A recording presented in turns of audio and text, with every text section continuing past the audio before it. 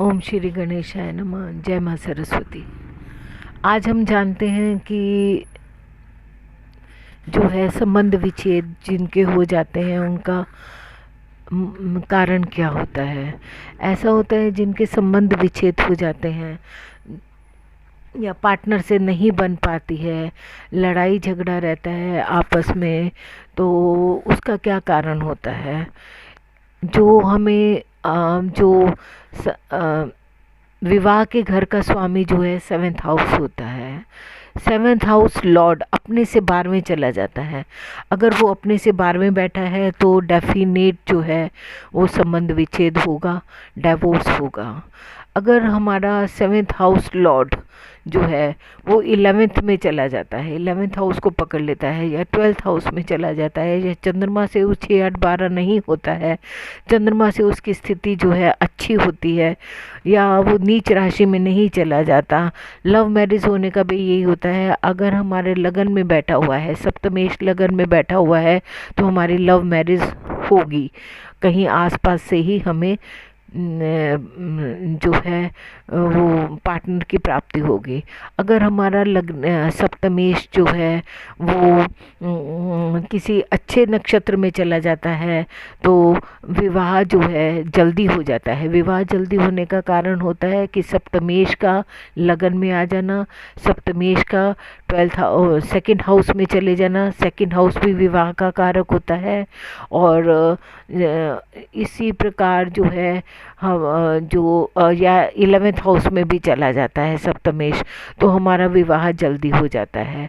ये जो होते हैं विवाह के कारण, या शुक्र हमारा उच्च का होता है तब भी विवाह जल्दी हो जाता है। और जिनके डाइवोर्स हो जाते हैं उनका हमेशा सप्तमेश नीच का होगा, किसी अशुभ ग्रह की दृष्टि में होगा, या ग्रह युद्ध में पीड़ित होगा, या जहाँ पर बैठा होगा तो उसके आसपास किसी बैड प्लैनेट्स के नक्षत्र में चला गया होगा, या फिर उसके आसपास जो बैठने वाले हैं वो बुरा प्रभाव डालते हैं, या 6 8 12 के स्वामी अगर उसके साथ में बैठ जाएं तब भी संबंध विच्छेद हो जाता है।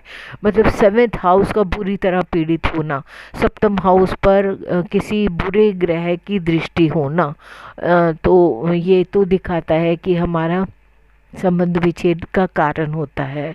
और इसके अलावा जो है अगर हमें ये जानना है कि हमारे संबंधों में पहले तो हमारी शादी हो जाती है, फिर उसके बाद संबंध विच्छेद हो जाते हैं, उसका मेन कारण ये होता है। और सेकंड कारण होता है कि मांगलिक दोष होता है। मंगल का भी जो नीच का हो जाना, या मंगल का जो है वो कहीं लगन में बैठ गया, लगन में बैठकर सप्तम भाव पर उसने दृष्टि डाल दी, तब भी हमारा संबंध विच्छेद हो जाता है मंगल के कारण। पहले ज़माने में ऐसे होता था, जो मांगलिक होते थे उनकी जो है शादी पहले एक घड़े से करा दी जाती थी, या किसी वट वृक्ष से करा दी जाती थी। और उसके बाद जो होता है कि वो ऐसा होता था, वो पेड़ ही सूख जाता था, या केले के पेड़ से पहले शादी करा देते थे।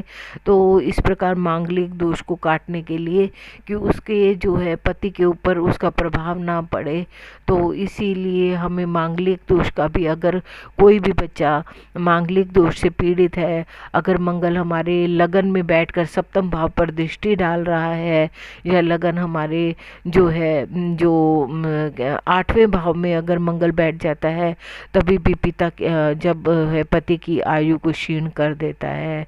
इसी प्रकार जो है मंगल अगर 6 हाउस में चला जाता है वो भी पीड़ित ही समझा जाता है। इसी प्रकार अगर मंगल का जो है नीच राशि में जाना, अष्टम हाउस में आ जाना, 4th हाउस में आ जाना, ये जो है पति की आयु को कम करता है। और इसी प्रकार अगर दोनों ही अगर जहाँ पर मंगल नीच की राशि में चला जाता है, तो आगे मैं एपिसोड्स में बताऊंगी कि मंगल का नीच की राशि में होना क्या क्या असर देता है। इसके बारे में आगे मैं अगली रील में विवेचन करता हूँ। काफ़ी लंबा हो जाएगा, इसलिए थोड़ा ठीक है।